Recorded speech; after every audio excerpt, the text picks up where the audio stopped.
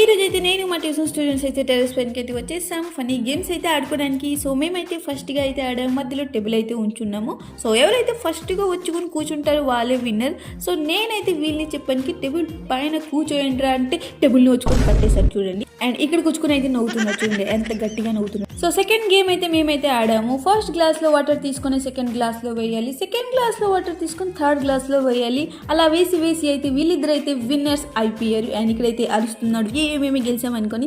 So last game అయితే మేము ఆడాము. హెడ్ పైన అయితే బకెట్ని ఉంచాలి.